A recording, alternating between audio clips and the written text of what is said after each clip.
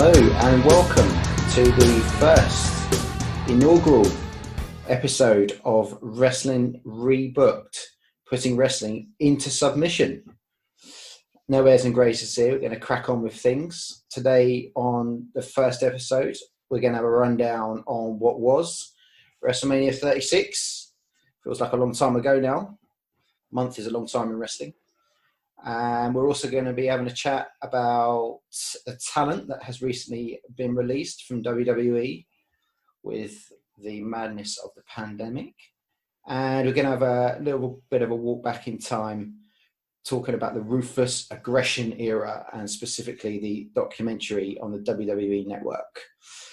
So let's dive straight in, shall we? WrestleMania 36 was on the 5th of April. Just a few highlights in case some of you did miss it or had something else better to do. We had Brock Lesnar losing the WWE title to Drew McIntyre. Braun Strowman winning the Universal title against Goldberg.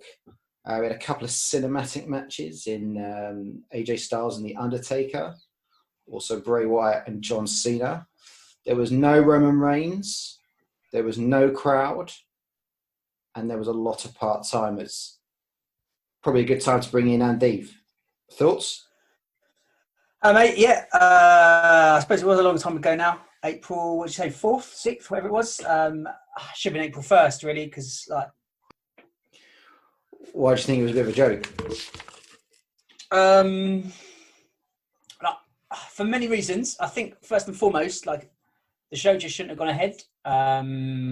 And that should be the starting point of any conversations, any discussion in that, like, you know, fine, you can talk about the matches and all that sort of stuff, you know, from the NBA to European football. I think only the Belarus League was going up until recently. Like, it just should have been cancelled. And it's not right that WWE put those superstars and the wider public, of course, in that position where they were making them work, making them travel, etc. So any discussion about WrestleMania, which I think was a flop, to be honest, got to be the worst one in living memory. WrestleMania is the 5th biggest sporting event in terms of brand value in the world, only behind like the Olympics, the Summer Winter, the Super Bowl, and the Soccer World Cup. So in that context, you think about WrestleMania this year, even though it went ahead and it shouldn't have. Is it any good? But the answer's going to be no from me. Okay, so there's two things really there then. There's should it have gone ahead in the first place? And the fact that it did go ahead, was the product, was the show as good as it could have been? So should the show have gone ahead? Well, you've got even the commentators, which at that point in time we were social distancing, weren't we? So I'm pretty sure that there was... I think so, yeah. Jerry Lawler, is he 70? He must be. He must be creeping up that way. He certainly wasn't social distancing from any of the other commentators, and never mind the actual talent themselves in the ring. Yeah, obviously, fighting themselves, and the fact that it was in the Performance Center, which is in Florida. Now, doesn't the McMahons have some kind of relation with the Florida local state governor or whatever? They must do, yeah. And certainly Linda McMahon was involved, or Vince McMahon was involved with Trump in terms of like getting the economy back running sort of thing. So they definitely got sway there. But like, from all morality and ethical purposes, Vince obviously had to make their own decision not to wrestle, which is a ridiculous position to be put in. Miz, I think someone who was suggested didn't want to do it or couldn't do it. So it's a ridiculous decision to put the talent into that situation.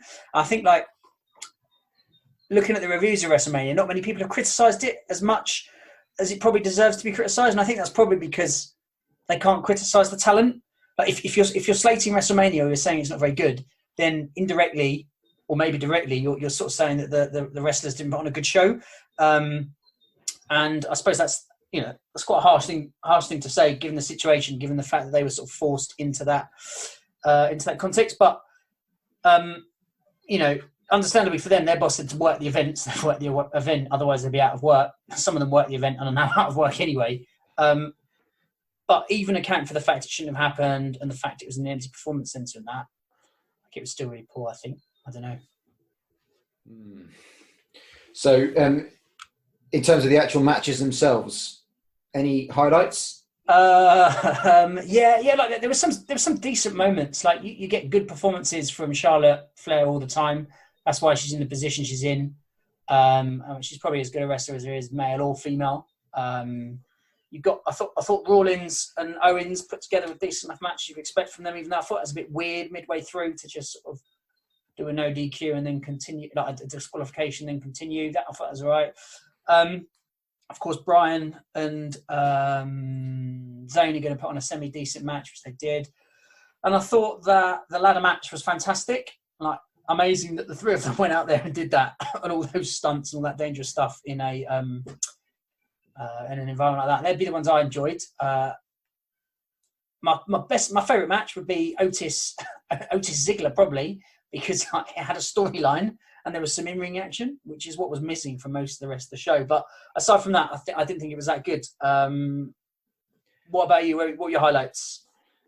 Just picking up on the Otis Mandy stuff, listening to the one and only Mr. Jim Cornette on his podcast yesterday. He was talking about that whole storyline that's been ongoing for however many, 2 months maybe? Yeah. Was pretty much solely written by the only female writer in WWE that has taken the credit for coming up with that, and why it was pushed so hard, because I believe she's one of the first female writers within the creative team. Hopefully she's not behind that Lashley Rusev Lana storyline, which was the opposite in terms of quality. I guess we'll come to Rusev in a bit. But highlights of Mania, it won't take long. Like you, I had quite high expectations of the Owens-Rollins stuff. They built that up for quite a period of time, Rollins with the whole Monday Night Messiah stuff. But I just wondered if even that, they had to kind of swerve the booking fairly last minute, because Murphy and AOP have disappeared, haven't they? I think Murphy was back on Raw this week, but so whatever maybe was planned with them was scuppered, and so then they came up with some screwy finish that was then restarted. And obviously they always planned the Owens spot off the top of the Titantron or whatever, but it just looked a little bit messy from far, and that was probably my standout match.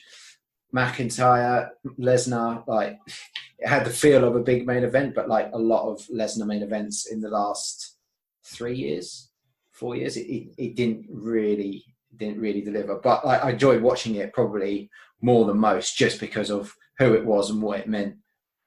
And I knew it was coming to the end of the show. Yeah, it's fair enough. You think you still find Lesnar a big box office draw, don't you? He's a big box office draw, because I never say that, but you used to find him interesting as a character and intriguing to watch. 100%.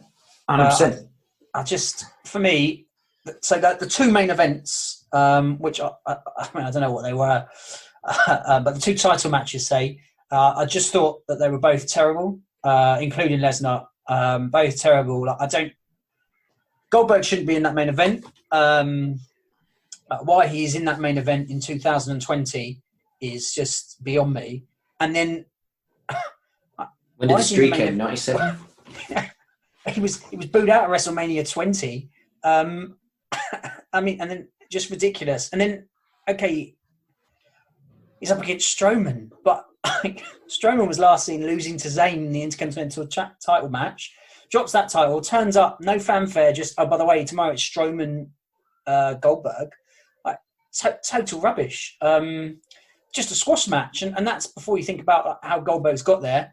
And then they just did the same thing again with Lesnar McIntyre. Just repeat the exact same format. They might have even done it move for move in terms of special moves. Not really a wrestling match.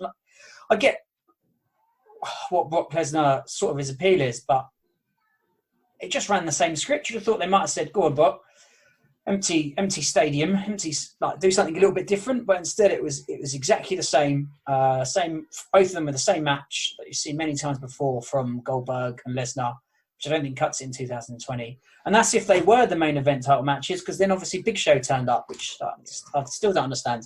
Yeah. So knowing how much Vince loves Lesnar, also knowing that the main plan was to get McIntyre over at Mania, and also knowing that this is called Wrestling Rebooked, how would you have delivered that main event, assuming that was going to be the main event? Yeah. Well, I know we're talking about Ruthless Aggression later, and I know Lesnar's not the same animal that he was back when he burst through in the early 2000s. But he's working with equally talented and able stars in McIntyre, people that have been away on the indie scene, been through NXT, who are competent wrestlers in their own right. So I would like them just to put on a match. Didn't have to be a mat clinic or whatever, but I don't know how long it lasted, but I wouldn't put many odds on it being over 4 minutes. They should just have a wrestling match. Looking at the Ruthless Aggression footage of Lesnar, one of the episodes, you see him doing lots of decent moves, power moves, more than just suplexes, even some variation suplexes. I'd have just had them having a match, and actually that puts over McIntyre much more. It gives Lesnar a bit more impetus and emphasis in terms of who he is and what he's doing, rather than just being this sort of boss that turns up, beats everyone, and then eventually gets beaten himself, only to win the title probably at SummerSlam back or whatever. I'd have just let them have a wrestling match and said to Brock, do something a bit different, mate. You're there, you're working, you're getting paid your millions. I suppose if he doesn't do it for a crowd, why would he do it for no crowd? But I wonder if if you actually think back to the Rumble, I thought they booked that really well in terms of the way they had Lesnar. Obviously, had him look fantastic, putting out all those wrestlers early doors, which again you can debate as maybe an adjunct. Yeah. But the way they then had McIntyre come in and the way that whole played out, fantastic. Yeah. That happened a lot at the Rumble. There's a lot of decent booking decisions. Yeah, I agree with you actually. And McIntyre had been built up well over this past month or so, and from the Rumble, and he got a good reaction, and he's allowed a bit of personality and the sexy Scotsman and all that sort of stuff, and singing backstage about him, he's growing up in Scotland and stuff. I just think the match itself, it just didn't really mean very much. And then just to chuck in Big Show at the end, I don't know if it had on Twitter, WWE.com on Twitter or whatever, that you'd unlock the secret main event. It just wasn't very good. It just wasn't very well thought through. Maybe that was the angle, aside from Big Show having a new Netflix series. Maybe that was the angle that they wanted. Seen that Netflix series? No, absolutely not. Maybe that's what they were thinking. Oh, let's come up with something where fans can log on and somehow unlock unseen footage. I don't know if that's what you want after 8 hours of wrestlers in an empty stadium, and that's just the main events, right? I know most people seem to think different, but for me, that Taker match, it's just not for me. I know that do something different. I know that he hasn't had good matches recently, although to be honest, if he hasn't had good matches, that probably says more about him. But it was like some sort of average horror movie, and you can get that from playing Resident Evil on the PlayStation or watching a horror movie. So, if the argument is he gets the best out of Taker, then perhaps we just don't see Taker anymore, because that for me, it's not a wrestling match. It's not what I watch wrestling for. Though lots of other people seem different. And Cena Wyatt as well. What a fantastic promo that was. That was so good.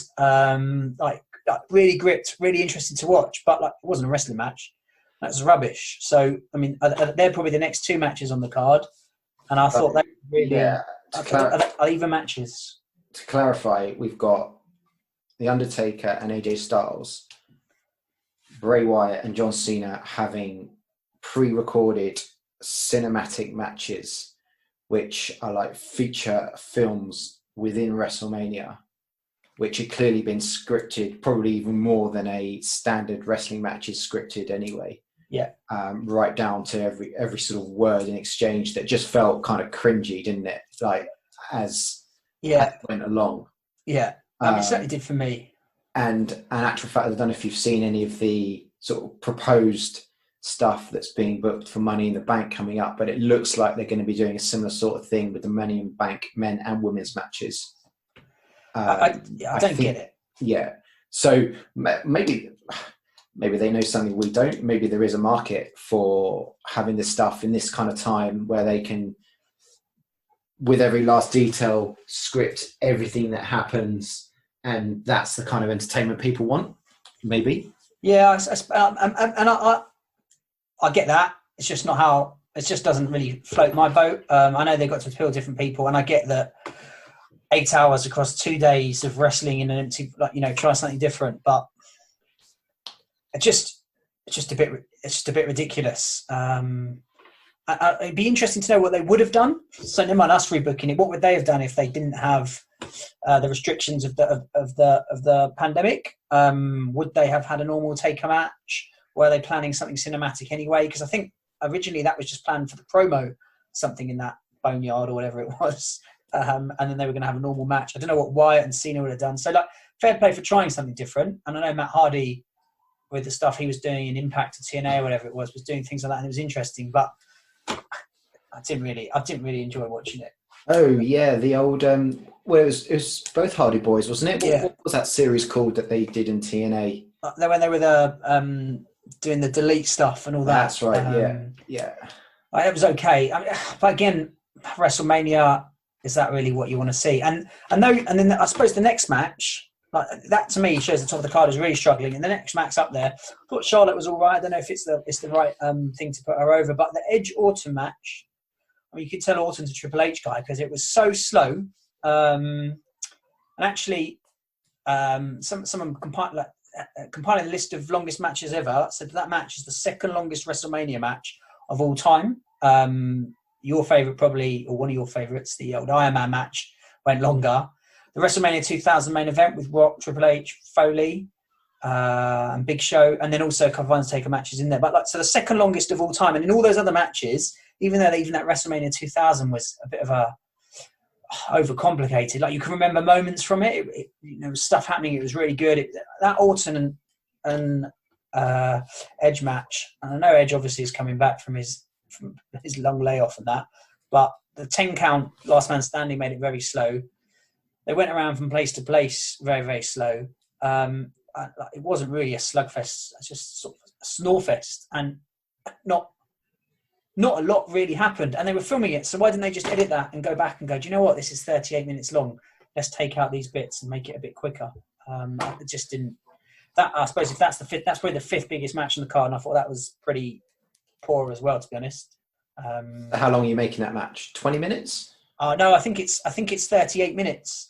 Oh, how long am I making it? We're rebooking everything here, remember? Yeah. Sorry, mate. Well, I'd have probably waited until there was a crowd. So the Edge. I've not seen that 24 documentary yet, but you've seen it, haven't you? On Edge? On Edge, yeah. Yeah, one of the better ones. Yeah, and isn't it something about all about like you can't wait to get back to the fans or whatever? Yeah. So again, maybe a topic coming up later, but sometimes in some of the WWE documentaries, that you just kind of feel like you're being force fed what they want you to hear or want you to know. But the best thing about the documentary is just the way Edge comes across as a pure wrestling fan. So you sort of take a step away from the corporate WWE side of things for a moment. Like he's just a pure wrestling guy.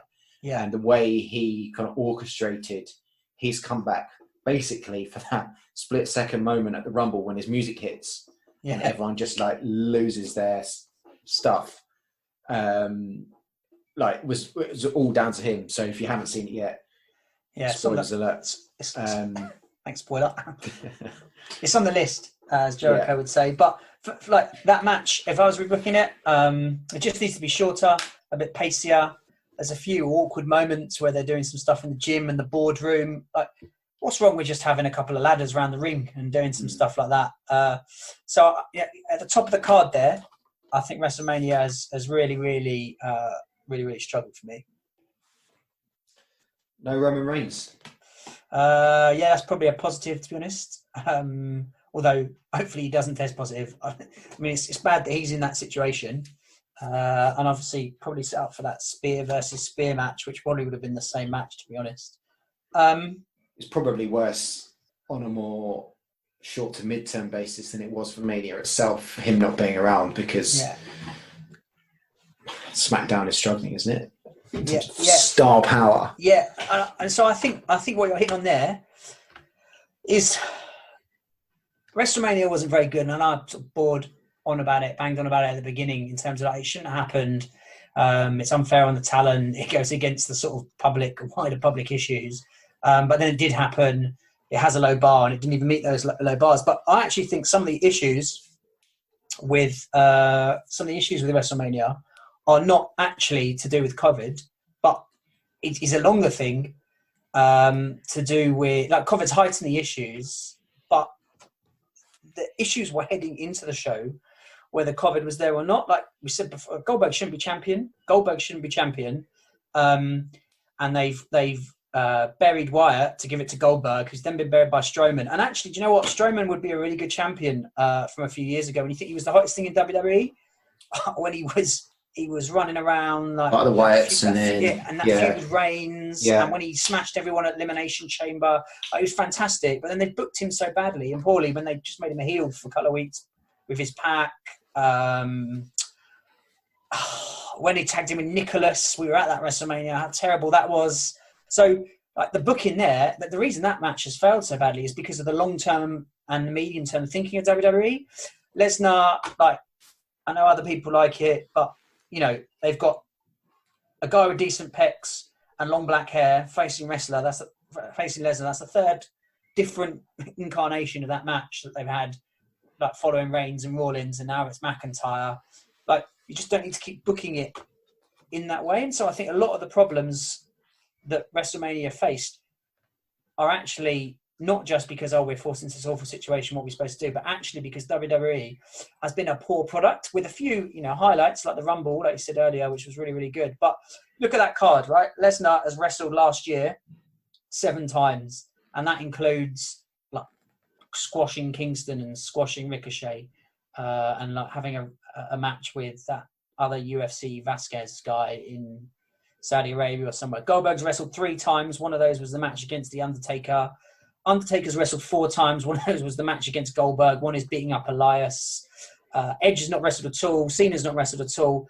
And they're all those part-time superstars, 5 of them, right at the top of the card. And that's the problem with WrestleMania, that WWE is actually booking a poor product. And what COVID did was expose that even more so. But, you know, even on the undercard, people don't care about Lashley or Corbin, even though I think Lashley has got a lot to offer and Corbin is a really quite a good heel. People just don't care about them. They don't care about Elias. And at the top of the card, you've got these part-timers. And actually, that's what has made WrestleMania really poor. Not the fact COVID-19 has meant that it's an empty stadium, which of course has made a problem, but the way they've been booking it in the long term. Because you've seen the tag team boys have pulled out a decent match. You've seen Rollins and Owens can do a little bit, but actually the long-term booking is what's the problem there. So, like, the show shouldn't have happened. Even if it did, it should have been better. And then even after all that, I think it was really poor. And it's poor because of the long-term booking of WWE.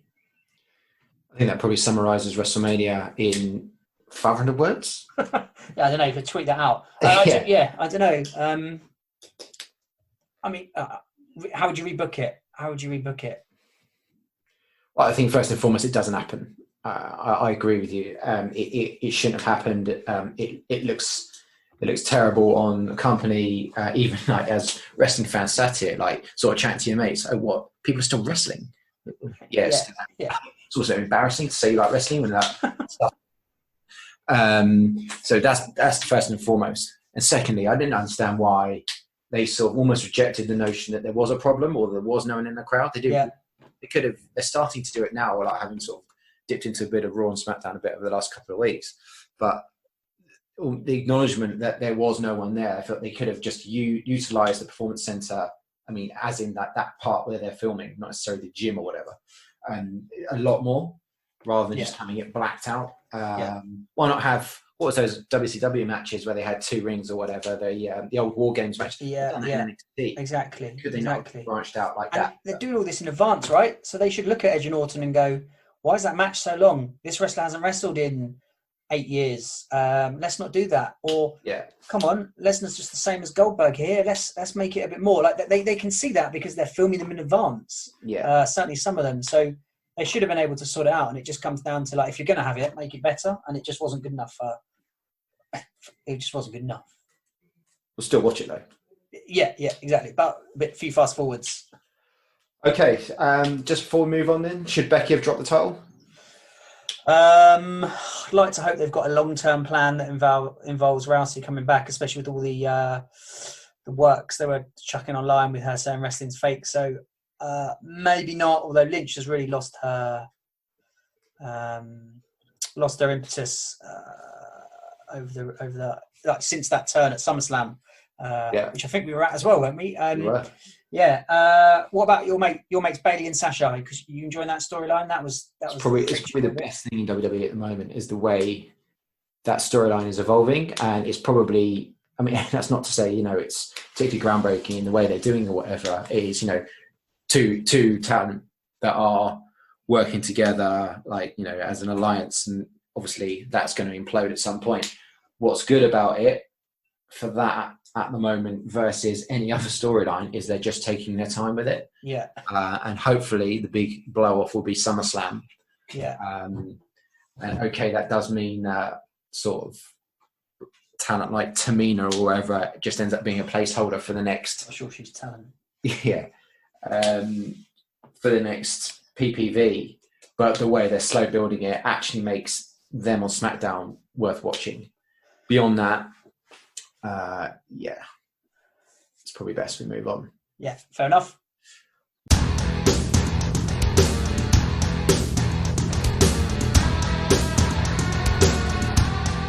Right, so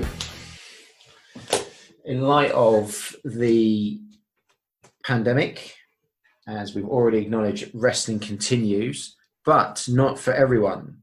So the WWE have opted to release, both in terms of contract and in terms of publicly acknowledging a number of talent.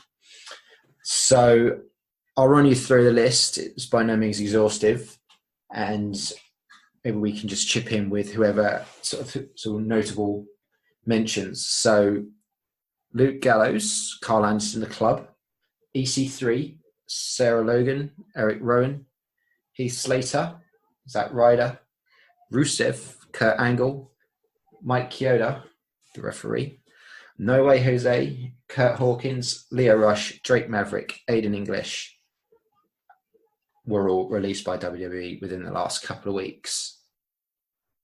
Anything that stands out for you there? I think sort of in keeping with my negativity is that it's a bit outrageous that they're releasing all those talent, given the context. Like, there's a pandemic, so we're going to ignore it and keep wrestling, despite what everyone else has said. And while everyone else is furloughing staff or keeping them on, or we're actually going to get rid of some of ours. Like, I think it's a bit outrageous, really. And if you think of football clubs in this country, if they were doing that with their staff or their players, which is what the equivalent is here, their youth team players, or if you had your retailers now doing that to their employees, there'd be outcry. Somehow WWE gets away with it. It was apparently on a call. Vince said it was to make sure that the stock looked good and continued to look good, and it would save them about $800,000 a month. Just furlough them. Heath Slater, he's got kids. There's so many ways they could have done it. They could have put a PR spin on it or whatever, couldn't they? And kept furloughed them or kept them on in some way. But apart from all of that, all those wrestlers that have been released, it's not like they can go to any other wrestling promotion in the world right now and continue plying their trade because nothing else. Yeah, exactly. So so it's actually to save £800,000 a month. I mean, I know he's got issues obviously because the XFL has failed again. Surprise, surprise. But I mean, they've delayed moving offices, which should save them a few million a month. Mia Canales, is that her name? Mia Canales. Yeah. She's legitimately pregnant. She's like, yeah, and I think I saw from her on Twitter, I'm pregnant now, unemployed, unable to get employment in the middle of a pandemic. But hey, just so actually, it's a pretty outrageous decision from WWE. And then if you look at the talent that's been released, the OC were at WrestleMania. So what's going on there? Better than that, which I'm pretty sure was true. I then looked it up and it verified. Sarah Logan and No Way Jose were on Raw 2 days before that announcement was made.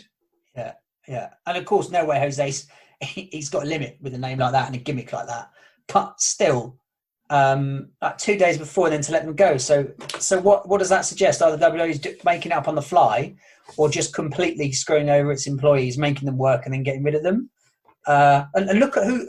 If you go through that list as well, there is talent that I'm sure AEW would love to pick up. Like the Revival on that list, right? The Revival were given a new contract last year, 5 years or something.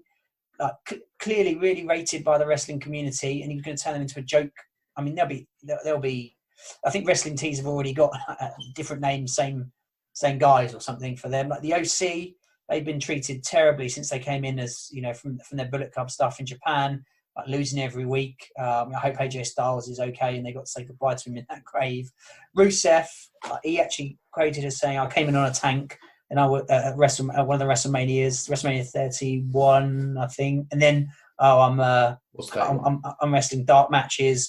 They released Rowan and Harper just as Wyatt is about to have a feud with Strowman. Like, come on, you've got a storyline there. You can do something with that, especially as you've got like lots of talent up there. Plus, Rowan was over, and then they did all that spider stuff. He had that great program with Bryan and Reigns, a bit weird, but he was over there as an upper mid card monster.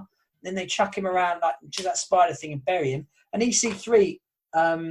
He's got to have the worst deal of the lot, isn't he? Terrible. He was good in that body NXT, on him, wasn't he? Yeah, that face, that chin. And he just turned up on Raw, wasn't able to speak, sort of somehow involved in Ambrose as he was being bounced out. I mean, I didn't really know much about him before. I know he was in WWE he was before. Over in NXT, though, yeah, he had that match with Brooklyn Takeover 4 with the Man Velveteen Dream. A good match, and yet suddenly now he was on the main roster. So exactly. But you look at all that talent, and you think, well, the reason that talent is leaving is to line Vince's pockets with that few £1,000 a month, and actually they're leaving because they've been let down by their company in the way they've been booked. Rusev got himself over as the Bulgarian Brute with Lana. Rusev Day. Then they squashed that. Rowan, Harper, perfect for this feud with Wyatt and Strowman. It just comes down to like those people. They've just been let down really by WWE, both by being released and how they got to their release. I think Rusev is the one that jumps off the page for me, and you sort of touched on it there. He got himself over as a heel with all the Rusev's sort of anti-American stuff when he first came in. He had the match with Cena at 31, didn't he, as you say, on the tank.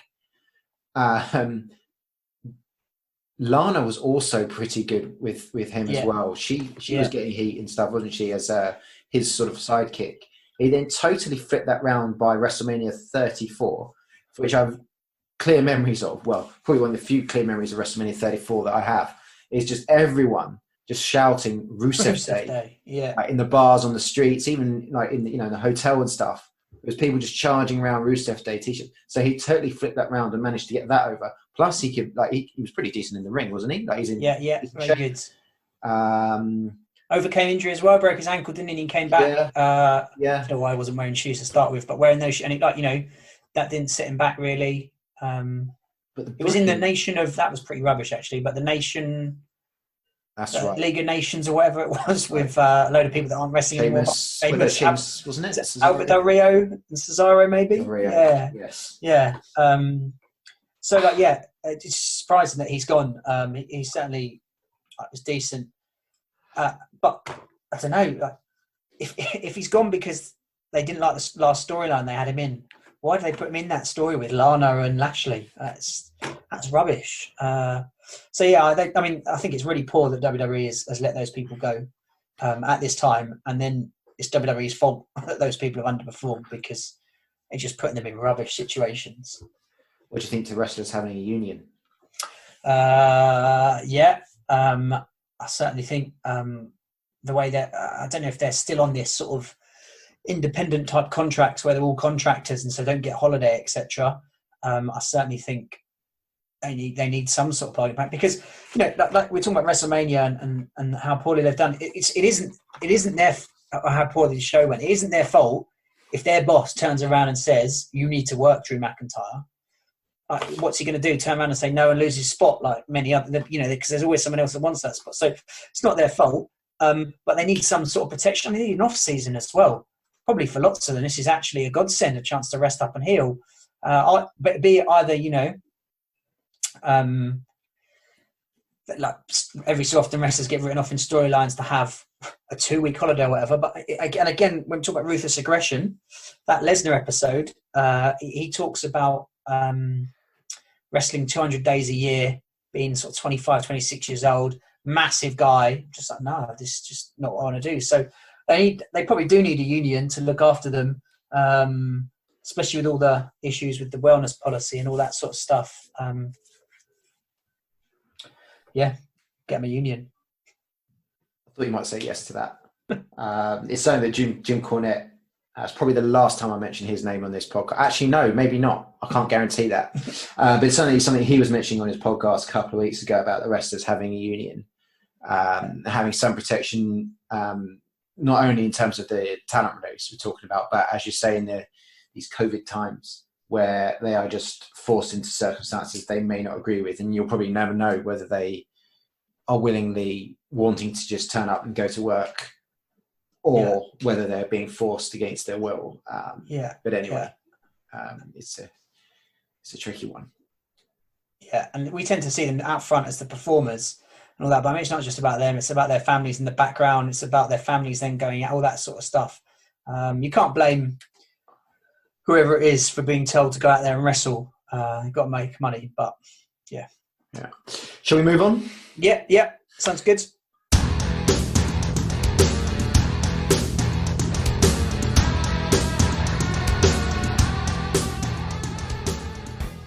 Third and final part of the episode. So there is a 5-part series on the WWE Network entitled Ruthless Aggression, which is a bit of a follow-on, if you will, from the Monday Night Wars series, also on the WWE Network. So the Monday, just as a brief background, easy for me to say, Monday Night Wars is maybe a 4-season network series which documents everything that happened in wrestling, WWE, WCW, from circa 97 to 2001. And then the Ruthless Aggression era, as it was coined, kicks in thereafter. So we've got 5 episodes, which we're just going to have a quick chat about now. The first one looks at the invasion angle from 2001, which was a long time ago. So very briefly, Vince and WWE buy out the already collapsing WCW, and as part of a shoot work, they have Shane go to WCW on their very last show and pitch that Shane has bought WCW. And this essentially the Ruthless Aggression first episode kind of reviews that. Would you say my history is fairly on there? Yeah. I think it's interesting because you were watching wrestling a little bit less then. Is that right? Yeah. So it's interesting, and you said there like coined the Ruthless Aggression era. Because I was watching it at the time, and I'm not sure I was aware. Maybe I'm just stupid, but you sort of knew when you were watching the Attitude Era. You knew it was the Attitude Era. You knew it was WWE Attitude, and like certainly the PG era, because the PG era is none of this anymore. That's annoying. And the Reality Era, you sort of know.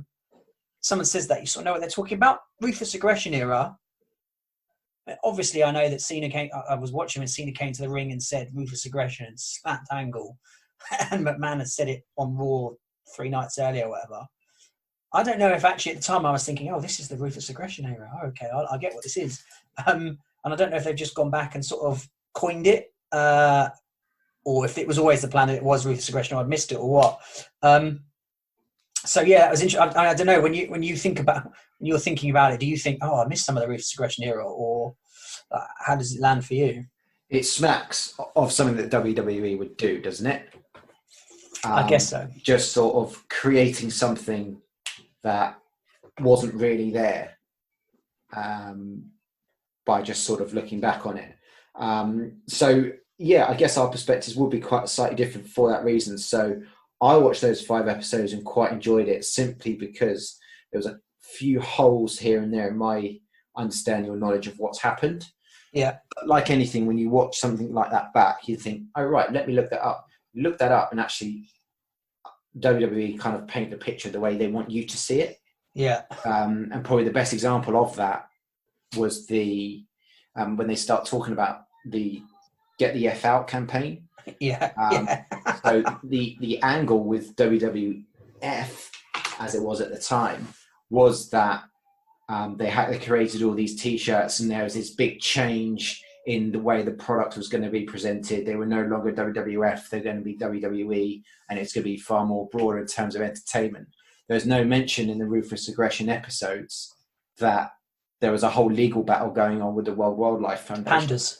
Yeah, and so it's kind of feel WWE kind of just choose what they want you to know or want you to remember. Yeah, and that's interesting you say that as well, because when you're talking about the invasion angle and stuff as the start of it, and I suppose that does obviously bring a definite close to the Attitude Era and obviously, of course, the Monday Night Wars. But Shane actually, that happens in advance of WrestleMania 17. So WrestleMania 17, Shane actually turns up on the Raw before WrestleMania 17, and at WrestleMania 17 he's fighting Vince in a street fight with Linda in a comatose state at the ring, and Stephanie wheels her out. And anyway, but WrestleMania 17 is generally considered, the best WrestleMania. And I don't know if the WWE is trying to say that was actually the end of the Attitude Era or the start of the Ruthless Aggression Era. Or maybe that is the benchmark there. But in the show, they talk about, it was a very tough time. It's a very difficult time. We'd beaten our competition. What did we do? Well, normally when you beat your competition, you just keep doing what you've done to beat your competition. And they try and play off. I don't know if I'm just remembering it slightly differently, and maybe I'm wrong. But they try and play off that, we were struggling. Austin was leaving or retiring. Rock was going to Hollywood. And, they definitely were being phased out. But it's not quite how the show, the first episode in particular, pictures it, where they're like, we just didn't have a top superstar anymore. Maybe they didn't have a top superstar like Rock or Austin, but they still had Triple H, Undertaker, Kane, Angle, Benoit, Jericho, Big Show. Michaels comes back in 2002, Guerrero. So they still had loads and loads of top talent. And then they've also got underneath that Edge and Rob Van Dam, and all those people in OVW, which they actually talk about. And I think the second series is going to focus on more in Cena and Batista and Lesnar and Orton and Shelton Benjamin and that. So when they're like, it was a strange time because we were losing our top talent, they actually, and Cena actually says it in his episode, by WrestleMania 20, the card was absolutely stacked full of talent. People talk about WrestleMania 17 and 19 as being two of the top WrestleManias there's ever been. So it's interesting, like you say, when the WWE are framing it, I think they're framing it to try and make it seem more precarious a position than it was. The reality was they'd smashed their competition, and they had a whole host of established and establishing WWE stars to run the company. The problem they had a little bit was, Rock was in and out, and Austin was on his way out. I think actually Austin was waning by that stage, but both of those are still wrestling on the card at WrestleMania 20. So I think they've definitely tried to cultivate something there that perhaps wasn't quite there at the time. I think the only thing to add to that was they didn't, even though WWE had bought WCW, they actually didn't have the top WCW talent either, did they? They didn't have Flair, Sting, no, Goldberg, no, didn't have Hogan initially either. Hall and Nash, no. Weren't they all contracted with something with the parent company or whatever? So Time Warner. So whether WWE are saying that indirectly or not, that was basically the problem. Mate, you absolutely got them. I think that's absolutely nail on the head. Is that it's definitely a turning point, and there are definitely some issues there about what way do we go and stuff. But the invasion angle, as they say in the show, it fell flat. There's a few good moments. I remember a few good tag matches with Kane and Undertaker, decent cage match. And when the ECW boys joined with WCW and turned on WWE, it's quite good. And when Austin came back, the real Stone Cold, just smashed the ring with stunners. It was good on YouTube. Who was there? There was DDP, Booker. Booker T. So Booker T probably did the best out of it because he came across as though he was the main WCW star. But of course, like you say, Sting, Goldberg, and Hogan and that all sat at home. And the reason that invasion angle fell flat is because Vince made a business decision to not bring in WCW talent. And like, you know, okay, maybe their contracts were, I mean, I don't know how that stuff works, but he clearly crushed the competition, was like, well, I don't really care. And so it struggled at the start, not because of a newfound, how do we reestablish ourselves, but actually because he decided he wasn't going to play out their contracts, probably because he didn't really care that much. And I reckon probably, knowing the sort of character Vince portrays himself as, did you see in the episode the Booker T Buff Bagwell match? It's like it's like a main event after Raw, or like, and obviously we've met Buff Bagwell a few times. Worse for wear, and like actually, I think Vince probably enjoyed the fact that he would go, here you go, here's the WCW main event, is Booker T, and that it was so feeble and pathetic that the crowd were like, what is this match? Who is this guy? This is rubbish. And I think Vince probably enjoyed the fact he crushed his competition, and he didn't want Sting or Goldberg or Hogan, because he was like, no, let's just continue to take the mick out of WCW, because I've smashed them and this is the best they've got to offer. And that's probably why the invasion angle failed and why they had to find a new direction. And I suppose the last thing I would say is, eventually Hogan turns up and so does Sting. I mean, Sting much later, Goldberg. So why did he not do that straight away? I think Goldberg 2003 maybe with Rock, and then Sting WrestleMania 31, and then that Survivor Series before that. And Hogan has that match at WrestleMania 18 with The Rock, and a decent match where Lesnar smashes him as well, and a good tag match against Rock and Austin, I think. So like, if Vince had just bought into that a bit more, he would have been able to cultivate probably the most exciting period in wrestling you might have ever seen. But instead, that's the annoying thing, isn't it? Because basically Shane go to WCW was just lazy booking. Oh, what are Shane and Vince even doing fighting on the card? As you say, a stat card. It was a great match, though. Yeah, but two non-wrestlers, father and son. It's just lazy booking, isn't it? But anyway, I guess that segues into the rest of the series, where they're talking about the rise of John Cena, Lesnar, and then Evolution. Yeah. What did you think about all that?